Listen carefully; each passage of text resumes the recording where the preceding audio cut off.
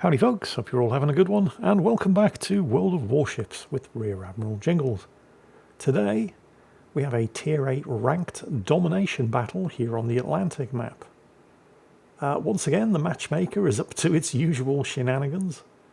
I mean, it's not that bad. For a start, it's ranked, so everybody's Tier 8. Spectacular fail here in the mighty Massachusetts is not the issue. It's the fact that his team have managed to sneak an aircraft carrier in the shape of the USS Nebraska, the hybrid.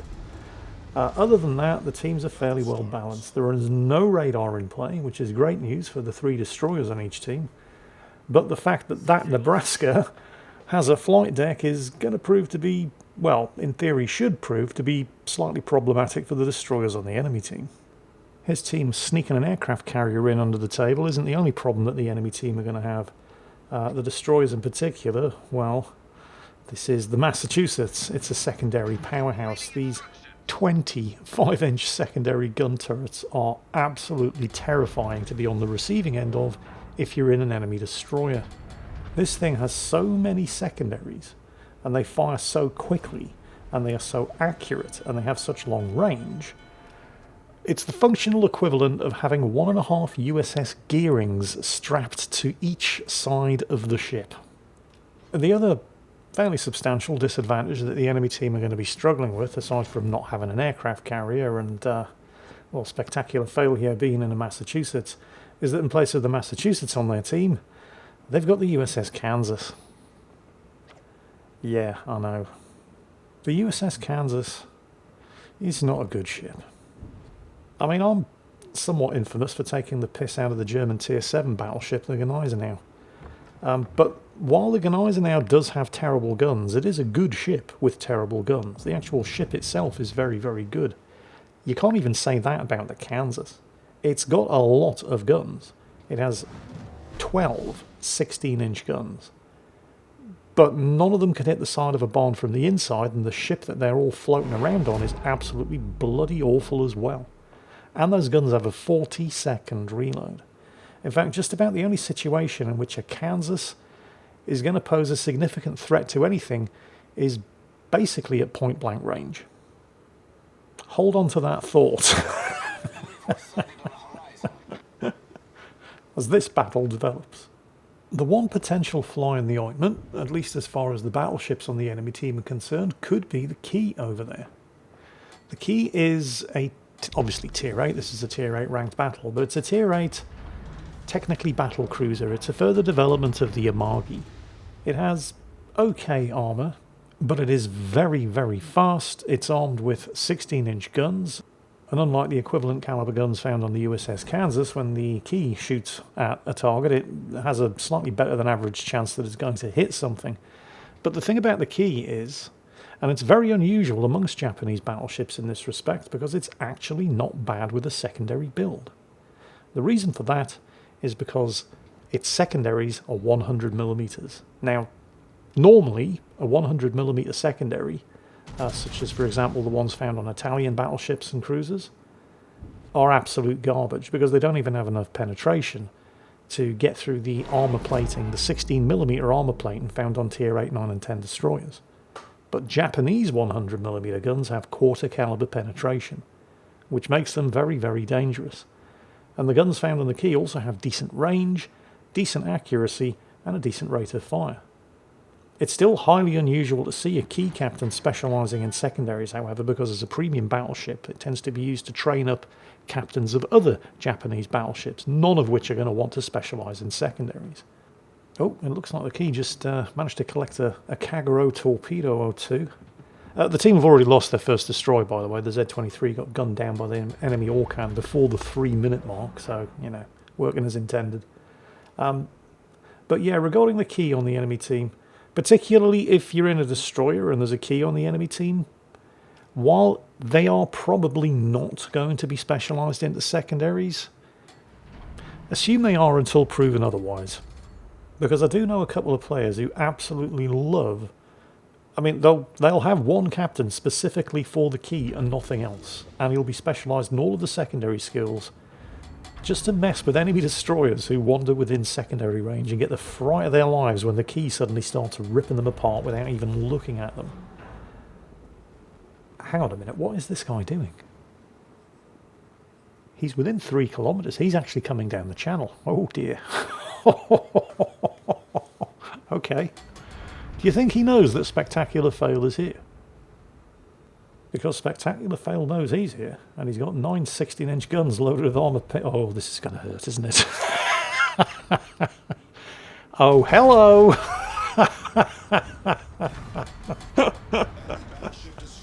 Boom, headshot. That was, in fact, a paddling. Not of epic proportions. The key was on half health anyway, but, you know, a paddling's a paddling. We'll take it. So, what's the Xian Yang up to? I doubt, now that he knows a Massachusetts is here, he's going to be brave enough to go for a suicide torpedo run. But, well, you know, professionals are predictable. It's the amateurs you have to watch out for. Yeah, the Xian Yang's popped up again. He's heading the other way. He's not dumb enough to do what the key just did. Okay. The bad news here, actually there's a couple of things. First, yes, the enemy have 2 cap circles. And despite the fact that the key is worth more points to Spectacular Fail's team than the Z23 was worth to the enemy team, they are ahead on points. And yes, we do have a replay bug. If you look at the points counter at the top of the screen, the scores are flipped. It's actually the enemy team on 560 points and Spectacular Fail's team on 450. So they do still have it all to play for.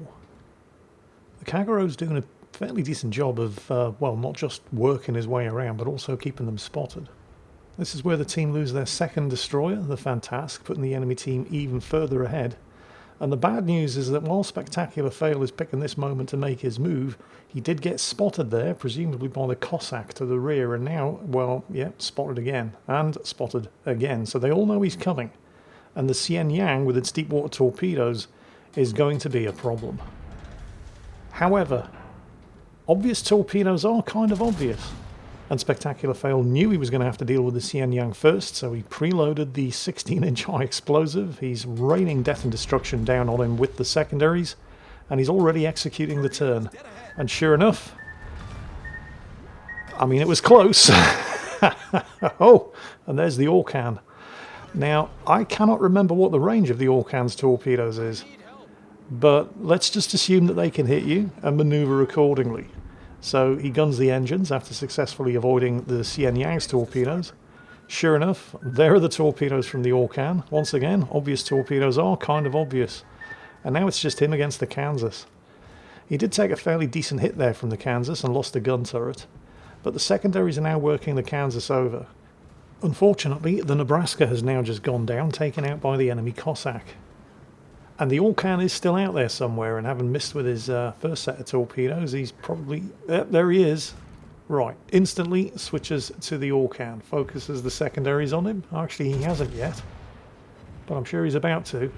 Still has the high explosive loaded, knocks out the torpedo tubes. Secondaries at the moment were focused on the Kansas. He now switches them to the Orkan.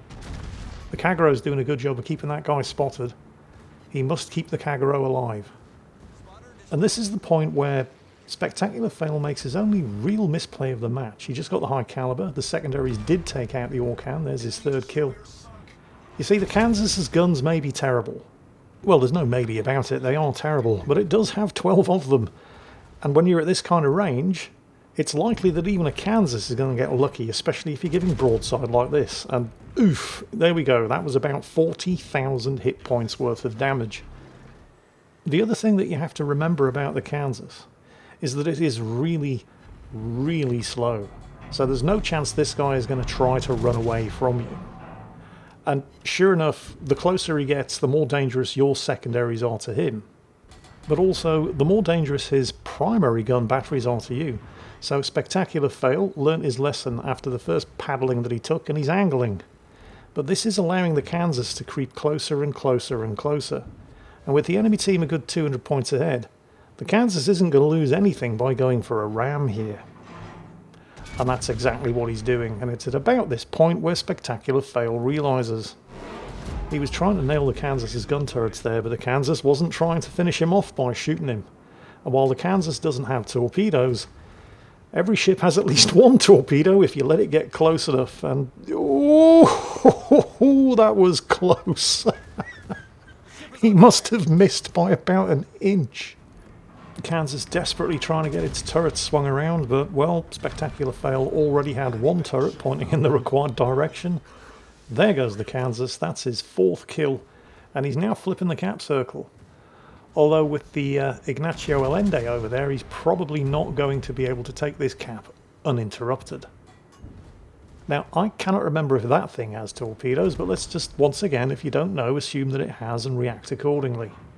It is, however, just a light cruiser, and it only has a 25mm bow, which means these 16-inch armor-piercing shells can slice right through it like a hot knife through butter. It does have a 102mm belt, but in order to make that belt work, you actually have to angle it, which he is not doing, which must mean he was trying to get torpedoes away, and yep, sure enough, there they are.